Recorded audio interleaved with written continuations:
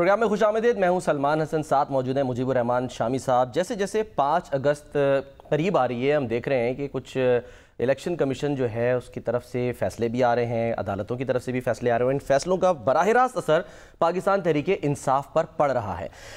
کل ہم نے دیکھا کہ الیکشن کمیشن نے 3 اہم رہنما جو ہیں ملک احمد خان بچر, سینیٹر اعجاز چودھری اور MNA احمد چٹھا صاحب, ان کو نااہل قرار دیا. آج عبداللطیف چترالی صاحب جو ہیں ان کو بھی نااہل قرار دے دیا ہے. تو یہ سلسلہ ایک طرف چل رہا ہے, لیکن خان صاحب جو کہ اس وقت جیل میں ہیں, اندر بیٹھے ہیں, ان سے علیمہ خان صاحبہ بے شک نہ ملیں, ان کا پیغام ضرور پہنچاتی ہیں اور وہ یہ کہہ رہی ہیں کہ جی آپ نااہل ہوں یا کچھ بھی ہو جائے آپ نے گھبرانا نہیں ہے. یہ آج ایک بار پھر پیغام ان کی طرف سے آیا ہے. لیکن اب ایسے میں سوال یہ ہو رہا ہے کہ ہائپ کریٹ کی جا رہی تھی, کہا جا رہا تھا کہ جی سب اگر حربے ناکام ہو گئے ہیں تو اب ایک آخری حربہ باقی ہے اور وہ ہے بانی تحریک انصاف کے بیٹے پاکستان آئیں گے, شاید تحریک چلائیں گے, شاید وہ تحریک کو لیڈ بھی کریں گے, اور اس سلسلے میں پنجوتا صاحب ہوں یا دیگر رہنما ہوں وہ بیانات دیتے رہے. سلمان اکرم راجہ صاحب کہتے رہے کہ یہ ان کا آئینی حق ہے. لیکن آج یہ خبر آئی کہ جی بانی PTI نے کہہ دیا ہے کہ جی بیٹے ان کے پاکستان نہیں آئیں گے. یہ کتنی اہم ڈیولپمنٹ ہے, اس پر ہم بات کریں گے. جو دیگر مسائل ہیں ان کی طرف بھی ہم جائیں گے, لیکن سب سے پہلے شامی صاحب سر, وہ جو ایک ہائپ کریٹ کی گئی تھی اور یہ کہا جا رہا تھا کہ شاید حکومت جو ہے وہ ڈر جائے, گھبرا جائے, تو یہ کیا ہوا سر؟ ایک دم پھر ویٹو کر دیا فیصلہ بانی PTI نے ہمیشہ کی طرح؟ ارادے باندھتا ہوں, اچھا, سوچتا ہوں, توڑ دیتا ہوں. ارادہ باندھا بھی تھا یا نہیں, پتہ نہیں انہوں نے, کہیں ایسا نہ ہو جائے, کہیں ایسا نہ ہو جائے. صحیح.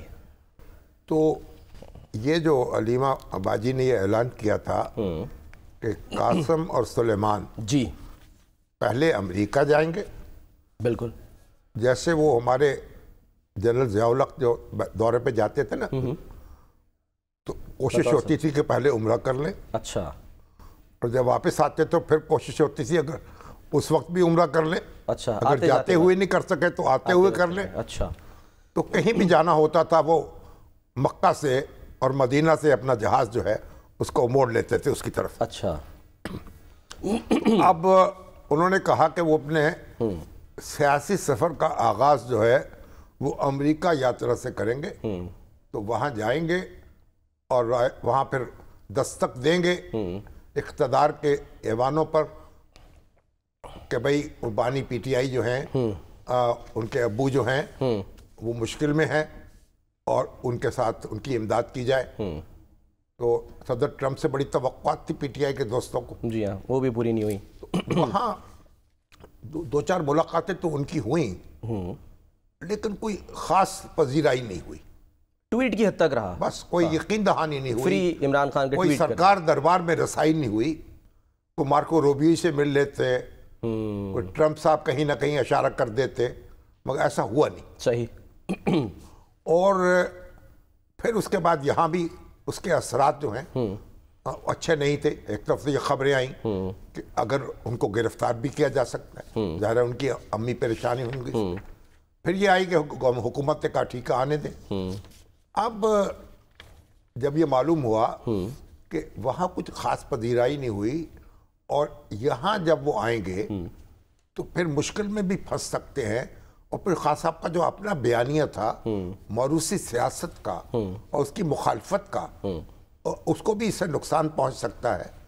یعنی ناکامی عشق یا کامیابی دونوں کا حاصل خانہ خرابی. تو پھر انہوں نے فیصلہ کیا کہ بھئی اب روک دیا جائے. اچھا, ابھی آپ رک جائیں. ٹھیک ہے, ہو سکتا ہے کسی اور موقع پر وہ اشارہ کر دیں کہ آ جائیں. اچھا, تو وہ آ جائیں. ٹھیک ہے, لیکن اس وقت روک دیا گیا. یعنی اس اندازہ یہ لگایا انہوں نے کہ ان کا آنا جو ہے وہ کوئی تقویت کا باعث نہیں ہوگا PTI کے لیے اور خان صاحب کے لیے. ٹھیک ہے, اور ان کے لیے ان کی مشکلات جو ہیں ان میں اضافہ نہیں ہوگا تو کمی بھی نہیں ہوگی. ٹھیک ہے.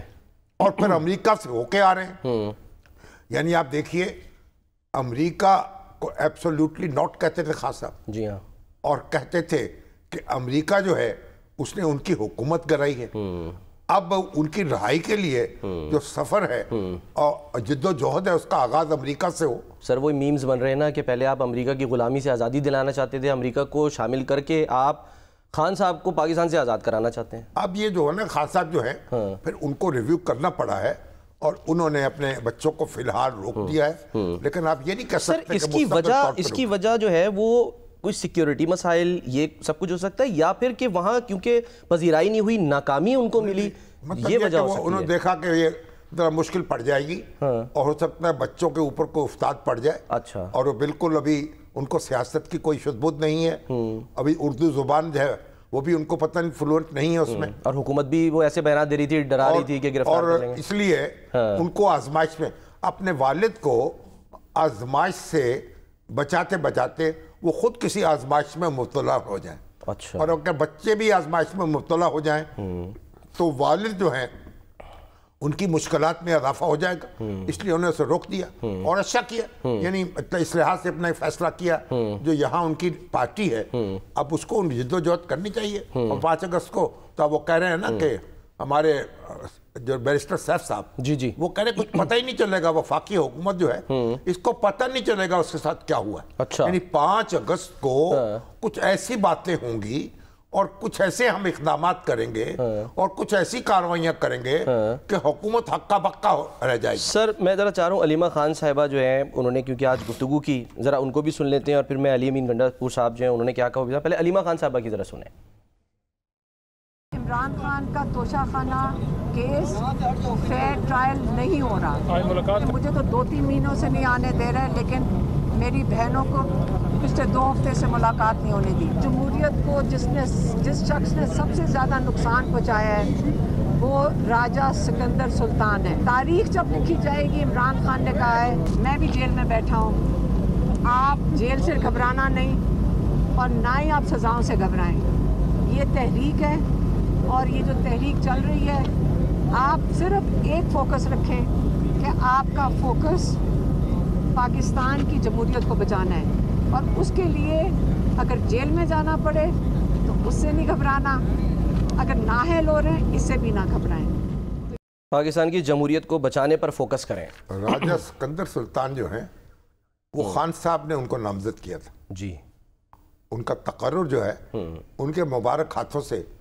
سرزد ہوا، اور اب وہ ان کا نام سننے کو تیار نہیں۔ کئی ایسے تقرر کیے خان صاحب نے سر جس پہ بعد میں پچھتائے وہ، نہیں ایک یا غلط فیصلہ ثابت ہوا؟ ہمارے جیسے وہ ڈاکٹر آصف جاہ ہیں جو محتسب ہیں، اچھا، ہمارے یہ ٹیکس کے محتسب، ٹھیک ہے، ان کا تقرر بہت اچھا کیا، بڑا اچھا پرفارم کیا انہوں نے، اچھا، اور بلکہ ابھی تو چیمبر میں ان کو آئے ہوئے تھے، اب ان کی مدت ختم ہونے والی ہے، اچھا، تو 13,000 شکایات نپٹائی ہیں، اچھا، لوگوں کو اربوں روپے کے ریفنڈ لے کے دیے ہیں، اور بہت سنوائی کی ہے، اور داد بھی ان کو مل رہی تھی، یعنی چیمبر میں بھی اور جہاں بھی بات ہوتی ہے، صحیح، اور ان کے جو انفارمیشن ایڈوائزر ہیں، میڈیا ایڈوائزر عبد الباسط خان، وہ بھی بڑے سرگرم ہیں، اور پھر ان کے بعد بڑی ٹیم ہے انکم ٹیکس کے جو پرانے ریٹائرڈ افسر ہیں وہ بڑے ان کے ساتھ ہیں، اچھا، تو بڑا اچھا کام کیا۔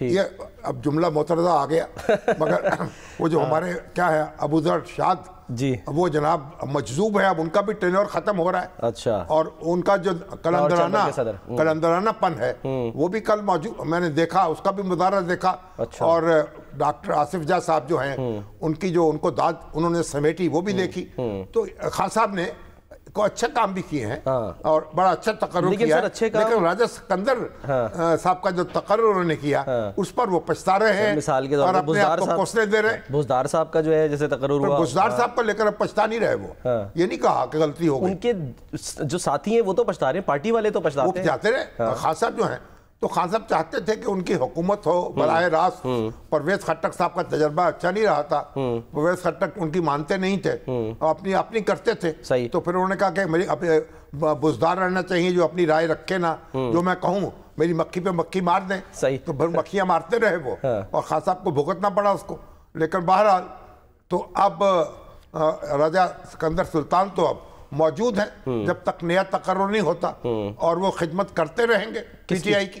اچھا، جو آج خدمت ایک اور ہوئی ہے 63(1)H کے تحت ایک اور جو ہے سر وہ چترالی صاحب، انہوں نے کیونکہ عدالت نے سزائیں دے دی ہیں، اور انہوں نے کہا ہے الیکشن کمیشن نے کہ جناب کیونکہ ان کو سزا مل گئی ہے تو اس لیے نااہل ہو گئے ہیں، لیکن پہلے تو ایسے ہوتا تھا کہ اپیل کرنے کا موقع ملتا تھا، اور اگر وہ سزا جو ہے معطل ہو جائے یا اس میں اپیل منظور ہو جائے یعنی سماعت کے لیے، تو پھر اس کے بعد وہ سزا پہ یعنی نااہلی نہیں ہوتی تھی. اچھا. میرا خیال بھی جب ہائی کورٹ میں یہ لوگ جائیں اور وہاں اگر ان کی سزا معطل ہو گئی تو شاید ان کی جو رکنیت ہے اسے بحال کرنا پڑے گا. سر اگر یہ اس وقت ہوا جا کے کہ جب اگر ظاہر الیکشن کمیشن نے نااہل کیا تو وہاں پر الیکشن بھی کرانا ہے. ظاہر ہے کچھ نہیں جائیں گے نا وہ, جب الیکشن شیڈول آئے گا ضمنی انتخاب کا اس سے پہلے جائیں گے نا عدالتوں میں. ٹھیک ہے. اب ایک مشکل یہ بھی تو ہے نا کہ پی ٹی آئی کے جو وکلا ہیں اب پتہ نہیں وہ اعزازی طور پر یہ سارے کام کر رہے ہیں. آپ بعض الزامات تو لگاتے ہیں کہ کئی لوگ تو بڑی بھاری بھرکم فیسیں لے رہی, لیکن جو وکلا ہیں اکثر مقدمے ٹالتے ہیں. اب دیکھیں تاریخیں لے لیتے ہیں. سپریم کورٹ کے جو چیف جسٹس ہیں ان کے حکم پر یہ 4 مہینے کے اندر انہوں نے کہا کہ بھئی آپ اس کو فیصلے کریں. 9 مئی کے جو کیسز 9 مئی کے اور ڈیڈ لائن دے دیے. تو اب وہ عدالتیں دن رات کام کر رہی ہیں اور وہ کہہ رہے ہیں نہیں جلد بازی ہو رہی ہے, حالانکہ 2 سال ہو گئے. اور اب بھی وکیل جو ہیں وہ تاریخ لیتے ہیں کہ ہم مقدمہ, آج بھی ایک مقدمہ تھا اور انہوں نے کہا جی ہم تو آرگو 5 گھنٹے کریں گے. انہوں نے کہا جی آپ کریں, انہوں نے کہا جی ہم 5 گھنٹے کرنے کے لیے تیاری نہیں ہے. اب یہ تو کچھ تیاری تو وکیل کی ہونی چاہیے نا جب وہ کورٹ کے سامنے پیش ہو. بالکل صحیح. وکیل جو ہے صفائی کا وکیل یہ نہیں کہہ سکتا کہ میں تیاری کے بغیر آیا. ٹھیک ہے. تو مطلب ہے اپنی ٹیم کی طرف بھی توجہ کریں, جو پی ٹی آئی والے ہیں, جو لیگل ٹیم ہے, جو مختلف مقدمے لڑ رہے ہیں, مختلف لوگ دیکھیں ان میں سے کون بے دلی سے لڑ رہا ہے, کون خوش دلی سے لڑ رہا ہے, کون نیم دلی سے لڑ رہا ہے. سر بیرسٹر گوہر بھی ایک وکیل ہیں, ذرا وہ آج انہوں نے کیا فرمایا میں چاہ رہا ہوں وہ ذرا سنیں پھر آپ اس پہ تبصرہ کیجئے گا. بیرسٹر گوہر صاحب آج کیا فرما رہے تھے؟ خدشہ تو بالکل تھا, میں نے اظہار بھی کیا تھا, دیوار پہ لکھا ہمیں نظر آ رہا تھا جس طریقے سے ٹرائل چل رہے ہیں, جس طریقے سے شارٹ کٹ کیا جا رہا تھا, جس طریقے سے 2 بجے تک کورٹ آپ کو ٹائم ہی نہیں دے رہی اور کہتے جی آپ کیس کنکلوڈ کرو. یہ تو میں نہیں سمجھتا کہ فیئر ٹرائل پروسیڈنگز ہے اور ان کے تقاضے پورے کر رہے ہیں. لیکن جس طریقے سے الیکشن کمیشن نے کیا, میں یہ سمجھتا ہوں کہ الیکشن کمیشن کو ابھی صفائیاں دینے کی ضرورت نہیں ہے کہ انہوں نے جو کچھ کیا وہ ٹھیک ہے. الیکشن کمیشن کو آئین اور قانون کو فالو کرنا چاہیے. یہ میں کہہ رہا تھا, میں نے جو ٹویٹ کیا تھا وہ یہی تھا کہ وداؤٹ اس کے کہ کیا یہ ججمنٹ صحیح ہے یا نہیں ہے, لیکن ٹیررزم پہ اگر کوئی بندہ کنوکٹ ہو جاتا ہے تو وہ آئین کے مطابق وہ مورل ٹرپیچوٹ کا کیس نہیں بنتا. اس لیے الیکشن کمیشن نے باقی کیسز کی طرح اس میں بھی نوٹس کرنا تھا اور پھر ان کو سننا تھا کہ کیا یہ اس آئینی ڈسکوالیفیکیشن میں فال کرتا ہے کہ نہیں.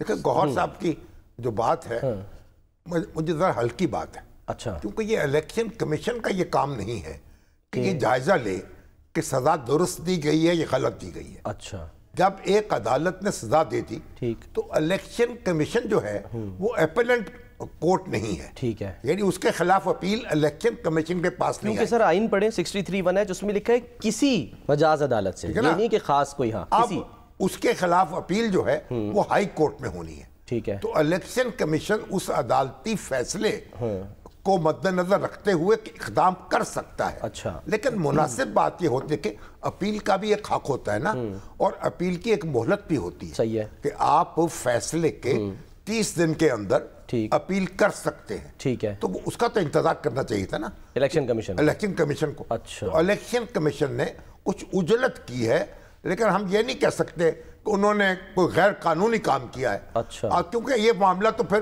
اعلیٰ عدالت کو طے کرنا ہے. ہائی کورٹ اگر بیرسٹر گوہر صاحب کا یہ موقف تسلیم کر لے تو الیکشن کمیشن کا فیصلہ جو ہے وہ معطل ہو جائے گا. بیرسٹر گوہر صاحب تو سر پہلے ہی ان خدشات کا اظہار کر چکے تھے. خدشات تو اپوزیشن جو ہے اس کو خدشات تو رہتے ہیں نا, اور ویسے بھی آپ دیکھیے کہ جو چھاچ دودھ کا جلا ہے وہ چھاچ بھی پھونک پھونک کا پیتا ہے. بالکل. اب دڑ دڑ گرفتار ان کے فیصلے ہو رہے ہیں, نااہلیاں ہو رہی ہیں, 10 سال قید کی سزائیں مل رہی ہیں, اور مطلب تو ظاہر ہے کہ دھڑکا تو لگا ہوا ہے. سر دھڑکا ہی لگا ہوا تھا کیونکہ آج علی امین گنڈا پور صاحب جو ہیں کیونکہ وہ سرنڈر کر دیا انہوں نے عدالت کے سامنے, عدالت میں پیش ہو گئے. جی ہاں. ان کے وارنٹ. لیکن اب یہ ہے کہ علی امین گنڈا پور وہ جو کے پی کے کی جو ہے نا تحریک انصاف کی تنظیمی کمیٹی, جی اس نے یہ مطالبہ کیا کہ جو فوج ہے, جو قبائلی علاقوں میں فوج طلب کیا گیا ہے 245 کانسٹیٹیوشن کی دفعہ کے تحت, اس کو واپس بھیج دیا جائے. یہ کل جو انہوں نے قرارداد صوبائی اسمبلی اور قرارداد بھی منظور کرے اس پر, اور فوج جو ہے ہمیں اس کی ضرورت نہیں ہے. اچھا. اب آپ دیکھیے مجھے کہ فوج جو ہے اگر اس کی ضرورت نہیں ہے تو پھر کیسے سنبھالیں گے اب معاملات کو آپ؟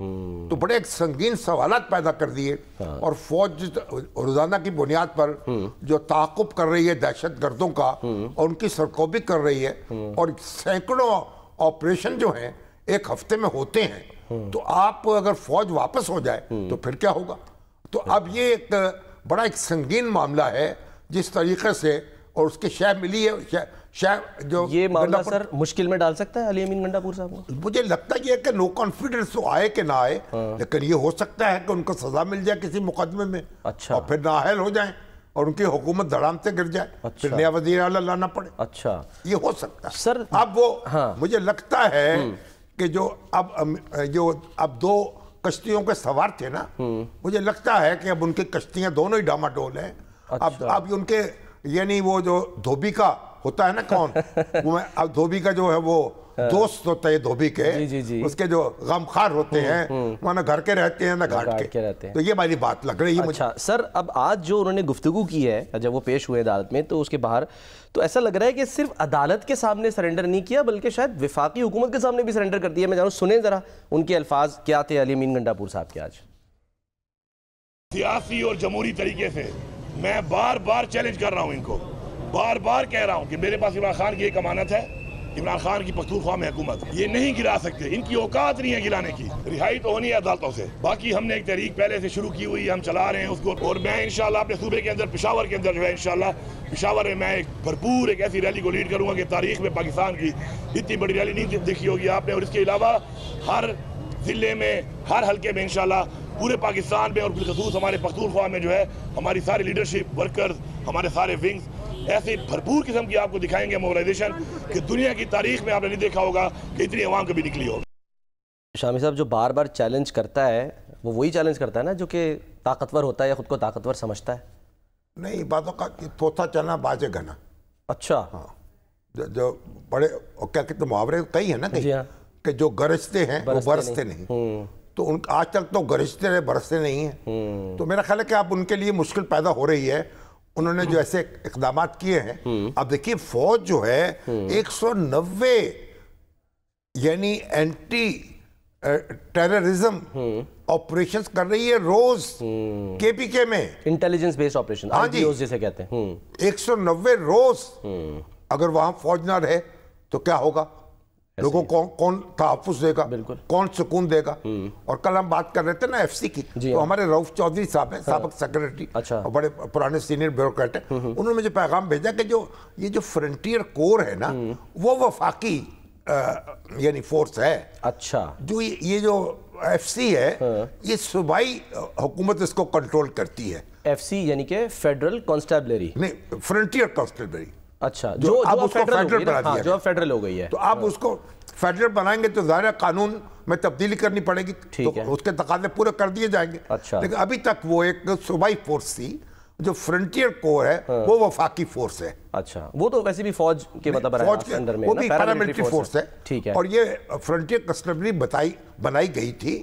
یہ جو قبائلی علاقے ہیں ان میں امن و امان کو قائم کرنے کے لیے, ان میں سرحدوں کی نگہداشت کے لیے. ٹھیک ہے. تو اب وہ ضم ہو گئے ہیں علاقے, اور اس کے بھی اب یہ بھی کئی سوالات پیدا ہوئے ہیں کہ ضم ہو گئے ہیں تو پھر اس کے بعد کیا, اب اس کے ریویو کرنا پڑے گا جو صورتحال وہ دیکھ کے. اگر صوبائی حکومت تعاون نہیں کرتی اور وہاں مسائل حل نہیں ہوتے اور وفاقی حکومت کا دائرہ اختیار جو ہے وہ ختم ہو گیا وہاں, تو پھر مسائل تو پیدا ہوئے ہیں نا. وہ بھی سر فیصلہ اس کا مطلب ہے اجلت میں ہوا. غور پتہ نہیں, میں یہ تو نہیں کہتا اچھی طرح, مگر مولانا فضل الرحمان اس کے خلاف تھے, باقی سب لوگ تو اس کے حق میں تھے. اس پہ بھی ریویو کرنا پڑے گا, غور کرنا پڑے گا. اور تو حکومت کے پاس 2/3 اکثریت بھی ہے تو کوئی فیصلہ بھی ہو سکتا ہے. دستور میں جو ترمیم ہوئی ہے اس میں مزید ترمیم کی جا سکتی ہے. ٹھیک ہے سر, آگے بڑھنے سے پہلے جو یہ گنڈا پور صاحب نے بات کی, میں کوئکلی سے آپ سے جانا چاہ رہا ہوں کہ جب یہ کہہ رہے ہیں کہ جی رہائی تو ہونی ہی عدالتوں سے ہے, تو جب رہائی ان کو پتہ ہے عدالتوں سے ہونی ہے, خود سرنڈر کر رہے ہیں عدالت کے سامنے جا کے, تو پھر یہ تحریک چلا کے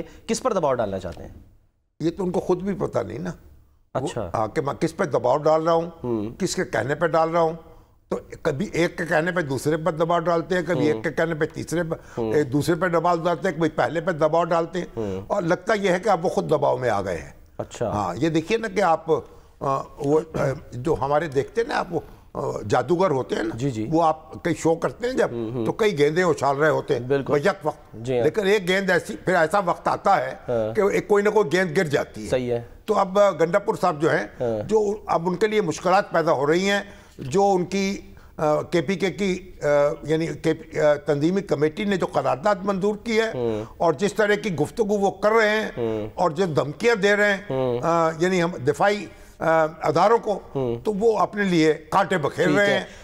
उनको तवज्जो करनी चाहिए, या तो कांटे चुन लें या फिर तैयार रहे और कांटे जो हैं उनका दामन जो है वो फाड़ेंगे। अच्छा सर, लेकिन एक चीज़ तो क्लियर कर दी ना उन्होंने, वो कह रहे हैं कि जी 5 अगस्त को मैं सूबे में मुजाहरे को लीड करूंगा, तो ये हम क्लियर समझें कि अब वो विफाक का रुख नहीं करेंगे, वहीं तक महदूद रहेंगे। देखिए अब क्या करते हैं, सूबे में तो जो भी मर्जी चाहे कर सकते हैं। अब अभी ये मालूम ही नहीं हो रहा। मैं पहले कहा ना कि उन्होंने करना क्या है, जाना कहाँ है, किसका गिरबान पकड़ना है, या अपना ही गिरबान तार तार कर लेना है। अब देखेंगे 5 अगस्त जब आएगी, जब हशर का दिन आएगा, उस वक्त देखा जाएगा। वो एक और भी साथ साथ जिक्र के लिए ऑपोजिशन लीडर उमर अयूब साहब, उन्होंने चीफ जस्टिस ऑफ पाकिस्तान को सर ख़त लिखा है और वो जो है वो इस बात का उसमें जो है बरवला इज़हार कर रहे हैं कि ये जो फैसले हो रहे हैं ये इंसाफ का एक तरह से कत्ल हो रहा है, ये 9 मई से जुड़े फैसले। उस पर सर क्या मतलब, यानी खत लिखा है, दुआई दी है, जो कि PTI के खिलाफ जो इकदाम हो रहे हैं उनके बकौल, जो अदालतों से उनके शिकायत हैं। लेकिन अब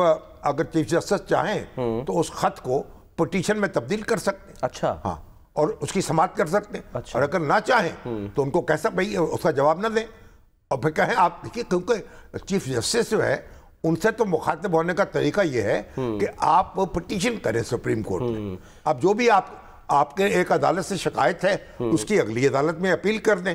तो अगर आप इस तरीके से अगर खतो किताबत होने लगे चीफ जस्टिस के साथ, तो फिर अदालत के लिए भी मुश्किलात पैदा हो जाती है ना। पूछने वाले भी पूछते हैं कि यही वो चीफ जस्टिस या यही वो अदालत है जिन पर आप इल्जामात भी लगाते हैं और फिर उन्हीं की तरफ जो है वो देखते भी हैं। नहीं, वो तो इल्जामात तो दबाव डालते हैं ना। अच्छा, और दबाव डालते हैं, फिर जाना कहाँ है, और कोई दरवाज़ा भी नहीं है ना। अच्छा, दरवाज़ा तो वही है जो दस्तूर ने प्रोवाइड किया है, जहाँ से कुछ इंसाफ मिल सकता है, जहाँ कुछ सुनवाई हो सकती है। ठीक है। तो बहरहाल उनको ये हक हासिल है कि अपनी बात सुप्रीम कोर्ट तक ले जाएं, लेकिन खतो किताबत से ज़्यादा बेहतर ये है कि वो पिटीशन दायर करें और ताकि उसकी समाअत हो सके। और फिर अगर एक अदालत से शिकायत है तो अगली अदालत में जाए, उसकी सुनवाई हो जाएगी। ठीक है। सुप्रीम कोर्ट के चीफ जस्टिस जो है वो तो कोई जुडिशियल मामलात में हुक्म जारी नहीं कर सकते किसी अदालत को। अच्छा, हाँ, अदालती मामलात में, ठीक है, इंतजामी मामलात में हुक्म जारी कर सकते हैं। ठीक है। चलें सर, हम ब्रेक लेते हैं। आज एक जो पाक बिजनेस एक्सप्रेस है उसका इफ्तिताह किया है प्राइम मिनिस्टर ने, उस पर आपसे पूछना है कि वहाँ क्या गुफ्तगू, क्योंकि आप खुद वहाँ मौजूद थे। तो एक ब्रेक लेते हैं, ब्रेक के बाद हम वापस आते हैं।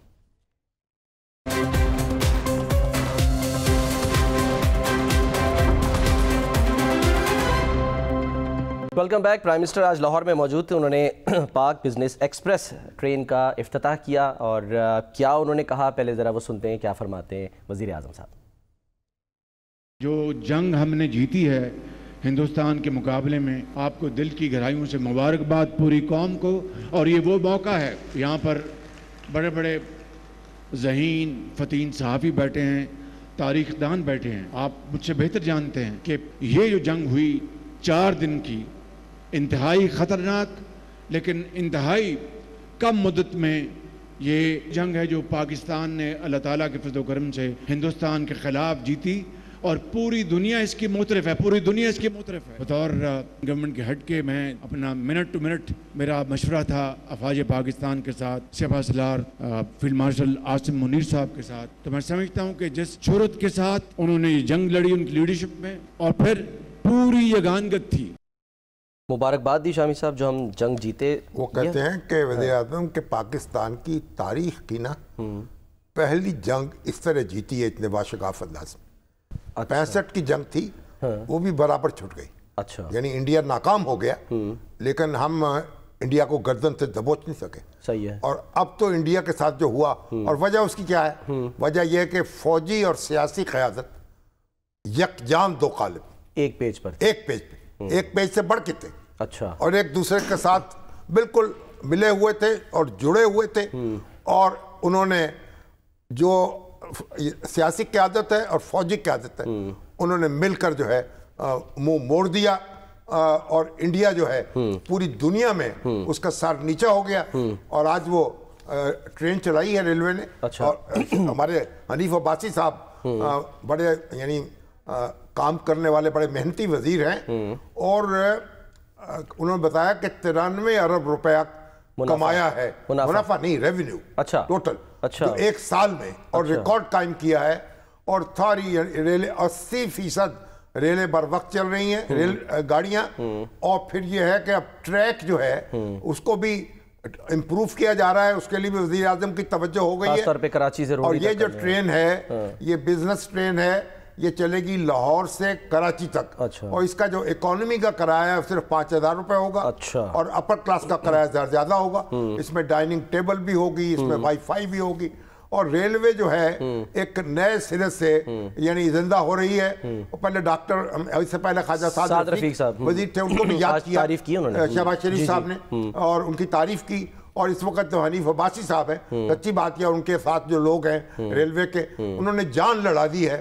اور یہ تو ان کو پتا آپ کو تو عمر قید کی سزا ہو گئی تھی خان صاحب کے دور میں. ہاں انہوں نے ایفیڈرین کے چکر میں، منشیات فروشی کے چکر میں. اب دیکھیے کیا کام کیا، ذرلے دار شخص ہے. اور مگر یہ ہے کہ انہوں نے سارے سینئر جرنلسٹ وہاں موجود تھے، ایک سے ایک بڑھ کے تھے. سہیل وڑائچ صاحب تھے، حفیظ اللہ نیازی صاحب تھے، اور پھر میں حاضر تھا، عثمان شامی صاحب تھے، آپ کے وہ تھے منصور علی خان صاحب تھے، اور وہ ولی خان صاحب تھے. سر آپ سب وہاں پر سب موجود تھے، لیکن آپ لوگوں نے ایک چیز افتخار صاحب تھے. لیکن کیا ہوا، 3 گھنٹے رہے ہم وہاں، اور چائے کی پیالی بھی نہیں پلائی حنیف عباسی صاحب نے، تاکہ ہم پتہ چلتا کہ ڈائننگ ٹیبل کیسے، ڈائننگ کار کیسی چل رہی ریلوے کی. آپ کو خان صاحب یاد آئے ہوں گے، وہ بھی نہیں پلاتے تھے. خان صاحب کے دیکھا، خان صاحب بھی ماشاءاللہ ان کے نقشے قدم پہ چل رہے ہیں. تو بہرحال ان کے نقشے قدم پہ چل رہے ہیں، اللہ تعالیٰ ان کو محفوظ رکھے. سر میرا ایک سوال ہے، آپ سب وہاں پر موجود ہیں، آپ لوگوں نے نوٹس کیا، مجھے نہیں پتا، میں تو جب بھی اسٹیشن گیا وہاں پہ دیکھا کہ سر جو بزرگ شہری ہیں، جو خواتین ہیں، حاملہ ہیں، ان کے لیے کوئی، جیسے ہم دیکھتے ہیں دنیا کے اسٹیشنز میں ایسکیلیٹرز ہوتے ہیں، لفٹس ہوتی ہیں. ایسکیلیٹرز لگا دیے انہوں نے. اچھا ہاں اب لفٹ یعنی الیکٹرانک خودکار جو لفٹ ہے، خودکار صحیح، وہ ریلوے اسٹیشن پہ کام کر رہے ہیں. اب سیڑھیاں نہیں اس طرح چڑھنی پڑیں گی. زبردست. وائی فائی کا اہتمام ہے، فیملی لانجز بنا دیے ہیں، اور ٹکٹ پر آپ کو آن لائن بکنگ ہو سکے گی، کریڈٹ کارڈ پہ بکنگ ہو سکے گی. تو مطلب بہت سی اصلاحات کی ہیں. اور ریلوے جو ہے ایک کھویا ہوا اپنا مقام جو ہے، ریلوے کی بھی کیا شان ہوتی تھی. ہم لوگ صرف ڈائننگ ٹیبل اس میں روم ڈائننگ کار میں کھانا کھانے کے لیے نا سفر کرتے تھے، جوانی میں سفر کرتے تھے کہ ہم چلے خیبر مل پہ بیٹھ جائیں، تیز گام پہ بیٹھ جائیں، راول پنڈی جائیں گے یا سائی وال جائیں گے، اور کھانا بھی کھائیں گے وہاں ڈائننگ روم کا، ڈائننگ کار کا. تو اب وہ شان جو واپس آ رہی ہے، ان کو مبارک ہو. بہرحال تو اللہ کرے کوئی آئندہ کسی بلائیں تو کوئی چائے وائے بھی پلا دیا کرے. چلے اچھا سر چائے پیئے، لیکن چائے میں آپ چینی نہیں ڈال سکیں گے، کیونکہ چینی جو ہے نا وہ اس وقت دستیاب نہیں ہے. پسند بھی نہیں ہے چینی کی، تو میں آتا ہوں. لیکن پہلے مجھے ایک لوگ میسج کر رہے ہیں، ایک بڑا مسئلہ ہے. ایک نوین بٹو صاحبہ نے بھی میسج کیا، پھر اور بھی کئی بچے ہیں جو کر رہے ہیں. یہ جو میڈیکل کے داخلے ہوئے تھے، جو میڈیکل کے اسٹوڈنٹس ہیں، وہ ان کا جو ایگریگیٹ تھا اس وقت، وہ 50% سے اوپر جو نمبر لیتے تھے نا ایم ڈی کے، اس کے کیٹ کے، اس میں ایلیجیبل ہو جاتے تھے وہ. ٹھیک ہے. اب اس میں انٹرنل امتحانات میں پہلے پاس مارکس جو تھے وہ 50% تھے. ٹھیک ہے. اب اچانک انہوں نے 65% کر دیے. اچھا. یہ جو آپ کی ہیلتھ سائنسز کی یونیورسٹی ہے، ان کے وائس چانسلر کو پتہ نہیں خواب آیا یہ کیا ہوا.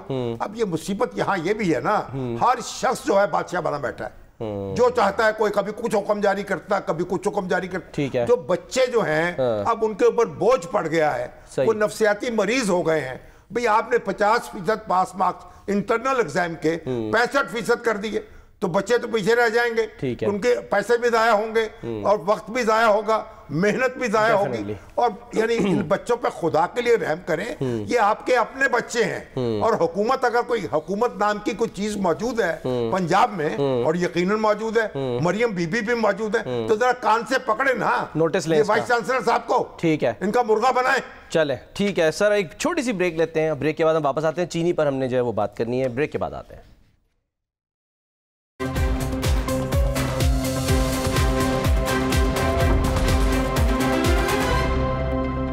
ویلکم بیک شامی صاحب. چینی کبھی امپورٹ, کبھی ایکسپورٹ, کبھی سرپلس, کا بھی بڑا کبھی مسئلہ ہے. شارٹ میں نے فال. اس پر بڑا غور کیا, مختلف لوگوں سے پوچھا. چینی کھانے والے اپنی جگہ ہیں, چینی پیدا کرنے والے اپنی جگہ ہیں. تو اب آپ بڑی دلچسپ بات میں آپ کو بتاؤں کہ گزشتہ 13 سال کا ڈیٹا میرے سامنے ہے. اچھا. اور ہر سال میں یعنی شوگر جو ہے ریکوری گنے سے کتنی چینی پیدا ہوئی, ٹھیک ہے, اس کی پرسنٹیج میں فرق ہوتا ہے. ٹھیک ہے. یعنی ایسا نہیں کہ کبھی 9%, کبھی 9.5%, کبھی 10%, کبھی 11.5%. جتنا سر ڈیلے ہوتا ہے نہیں, پانی نکل جاتا ہے تو شوگر مختلف ہوتا ہے. اور فی ایکڑ گنے کی جو پیداوار ہے اس میں بھی فرق ہوتا ہے. ٹھیک ہے. تو اب یہ ہوا یہ ہے کہ جو موسمی تبدیلی آئی ہمارے ہاں, موسم خراب ہوا نا, جی ہاں, اس کی وجہ سے پر ایکڑ ییلڈ بھی کم ہو گئی, گنا بھی کم پیدا ہوا. اچھا. اور گنے سے جو شوگر بنائی وہ بھی اس کی وہ کم ہو گئی. اچھا. یعنی اس سے ریکوری جو ہے شوگر کی وہ بھی کم ہو گئی. ٹھیک. تو جو شوگر کی شارٹیج ہو گئی, جو اندازہ لگایا گیا تھا کہ اس میں اندازہ یہ تھا کہ 14 لاکھ سے زیادہ چینی فالتو پڑی ہوئی تھی. 14 لاکھ ٹن. ٹھیک ہے نا, صحیح ہے. اور 8 لاکھ ٹن جو ہے وہ ایکسپورٹ ہونی تھی. ٹھیک ہے. 5.5 لاکھ ٹن چینی پھر بھی موجود ہوتی. ٹھیک ہے. اور اندازہ تھا کہ نئی چینی پیدا ہوگی 74 لاکھ ٹن. اچھا. تو چینی جو تھی وافر مقدار میں موجود رہے گی. ٹھیک. لیکن چینی جو ہے وہ کم ہو گئی, وہ گنا بھی کم پیدا ہوا فی ایکڑ, اس سے جو چینی کی ریکوری ہے گنے سے وہ بھی کم ہوئی. ٹھیک ہے. کنزمپشن سے اس کا تعلق نہیں. یہ تقریباً 58 لاکھ ٹن ہوئی. ٹھیک ہے. تو یہ اندازے کی یہ غلطی ہو گئی موسمی حالات کی وجہ سے. اچھا. یعنی یہ شارٹیج ہے یہاں ہوئی. اچھا. اب پھر کیا ہوا, اب دیکھیے کہ اس کے بعد آپ ایک ہنگامہ پر ہو گیا. یہ جو وہ کہتے ہیں کہ چینی جو ہے یہ تو آپ کو اس کو ایکسپورٹ کرنے کی اجازت دینی چاہیے تھی آپ کو مارچ میں. اچھا. یہ بیوروکریسی نے اتنی دیر کی, کرتے کرتے یہ اکتوبر میں اجازت دی. صحیح. تو نتیجہ یہ اس سے بھی امبیلنس ہو گیا. اچھا. اب اگر مارچ میں چینی ایکسپورٹ ہو جاتی, ملوں کو وسائل مل جاتے, کئی ملیں بند ہو گئی ہیں. اچھا. اب مجھے شوگر مل والے ایسوسی ایشن والے کہتے ہیں کہ 12 ملیں پورے ملک میں اس وقت برائے فروخت ہیں, اگر کسی کو چاہیے تو ان سے رابطہ کر کے وہ ملیں خرید لیں. اچھا. اور وہ کہتے ہیں جناب حکومت کو چاہے پابندی اٹھائیں, جو چاہے مل لگا لے. تو مطلب یہ ہے اب یہ جو شارٹیج ہے اس کی وجہ سے یہ پرابلم ہوا. ٹھیک ہے. اب ہوا یا پھر خبریں لگنی شروع ہو گئی میڈیا میں, شارٹیج ہو رہی ہے, بجلی یعنی چینی مہنگی ہو رہی ہے, اس سے مزید خوف پیدا ہو گیا, چینی مہنگی ہوتی چلی گئی. اب سننے 6000 دکاندار جو ہیں ان کے خلاف کارروائی ہو گئی پنجاب میں. حالانکہ وہ کیا کریں کہ جو پکڑا کہ بھئی آپ چینی کیوں نہیں بیچ رہے, سر مہنگی خریدیں گے تو پھر سستی کیسے بیچیں گے. دکاندار جو تھے انہوں نے چینی رکھنی بند کر دی. ظاہر ہے سر, نتیجہ پکڑے جائیں گے. جب چینی نہیں رکھیں گے تو چوٹی تو ہوگی, روڑا تو پڑے گا. تو نتیجہ یہ ہے کہ اتنی بد انتظامی کی پیداوار ہے یہ سارا معاملہ. سر اس میں پھر ذمہ دار کون ہے؟ آج پبلک اکاؤنٹس کمیٹی میں وہاں پر بھی شور و غل ہوا, کہ جی شوگر مل مالکان, ان کی لسٹ نام بتائیں کون لوگ ہیں, پکڑیں گے ماریں گے, کیا کریں گے, سیاستدان. آپ یہ لے لیں ان کی ملیں خود چلا لیں. جب حکومت کے پاس ملیں تھیں ہر مل گھاٹے میں جا رہی تھی. اچھا. تو اب یہ ہے کہ یہ بد انتظامی جو ہے, اور یعنی جو انتظامیہ جو بیوروکریسی جو ہے, یا حکومت فیصلے کرتی بر وقت عمل نہیں ہوتا. سر پھر ایک لفظ ہے, ایسا نہیں ہوگا. میں نے کہا انڈیا میں کیا نظام ہے, انہوں نے کہا انڈیا میں ان کو را شوگر جو ہے اس کو امپورٹ کرنے کی اجازت ہے, بشرطے کہ جتنی امپورٹ کریں گے آپ 3 سال کے اندر اتنی ایکسپورٹ کرنی ہوگی آپ کو. اچھا. اب وہاں راشن بھی ہے, راشن سسٹم بھی موجود ہے. صحیح ہے. جو یعنی جو غریب لوگ ہیں ان کے لیے ہر خاندان 5 سیر چینی ان کو راشن پہ فراہم کرتے ہیں. کوئی ایسا نظام بنا لے. تو آپ یہاں جو کرتے ہیں مار دھار پکڑ دھکڑ, اس سے شارٹیج مزید ہو جاتی ہے. سر ریاض فتیانہ صاحب نے آج وہ جو پی ایس سی اجلاس اس میں کہا کہ چینی کی قیمت کی بنسبت قوم کے ساتھ 287 ارب روپے کا دھوکہ کیا گیا. یار یہ سارے لوگ جو ہیں یہ داد و شمار غلط دیتے ہیں. کوئی کچھ کہتا ہے, کوئی کچھ کہتا ہے. اب ہارے سیاستدان, اب تحریک انصاف کے لوگ بھی اس میں پیپلز پارٹی کے لوگ بھی اس میں، مسلم لیگ نون کے لوگ بھی اس میں، ایک دوسرے کو نیچا دکھانے کے لیے وہ چینی جو اصل جینوئن انڈسٹریلسٹ ہیں ان کا بٹھا بٹھایا ہوا. چلے سر آنے والے دنوں میں بات کرتے ہیں. آنے والے بیٹھے یہ مل کے کوئی میکنزم بنائیں، کوئی راشن پہ دے دیں، کوئی گورنمنٹ خرید لے. اب سود گورنمنٹ خرید کے چینی اپنے پاس رکھ لے. ٹھیک ہے، کوئی تو کرے نا. پروگرام کا سر وقت ختم ہو گیا. اپنا بہت خیال رکھیے. اللہ حافظ.